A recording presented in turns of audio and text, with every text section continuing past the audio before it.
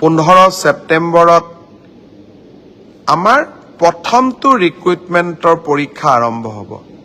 11 লাখ প্ৰাৰ্থী। পৰীক্ষা পতা সহজ নহয়। যোৱাবাৰ প্ৰাৰ্থী কম আছিল কাৰণে চেণ্টাৰ কম আছিল। এইবাৰ চেণ্টাৰো বহুত, প্ৰত্যাহ্বানো বহুত।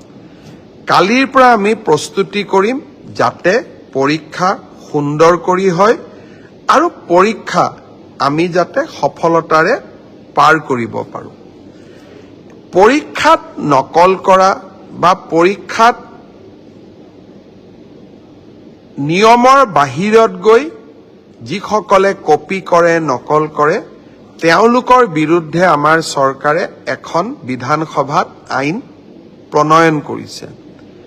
ইয়াৰ ফলত পৰীক্ষাত নকল কৰা ব্যক্তিজনক গ্ৰেপ্তাৰ কৰাৰ উপৰিও তেওঁৰ ঘৰুৱা সম্পত্তিসমূহো চৰকাৰে অধিগ্ৰহণ কৰাৰ এক ডাঙৰ ক্লজ এই আইনকেইখনত আছে। 2 দিনৰ ভিতৰতে আমি এই আইনখনৰ বিষয়েও বহুল প্ৰচাৰ কৰিম। মই আশা কৰিম মেধাৰ ভিত্তিত নিযুক্তি। বহুতে কয় মোৰ মেৰিট আছে কাৰণে মই চাকৰি পালোঁ। এতিয়া ফেশ্বনো এটা আছে যে আমি বিজেপিক কিয় ভোট দিব লাগে, আমিতো মেৰিট আছে কাৰণে চাকৰি পালোঁ। মই এটাই কথা ক'ম, মেৰিট আৰু মেৰিটৰ ভিত্তিত পৰীক্ষা পাতা এই পংকিলতাৰে ভৰা সমাজত ইমান সহজ নহয়।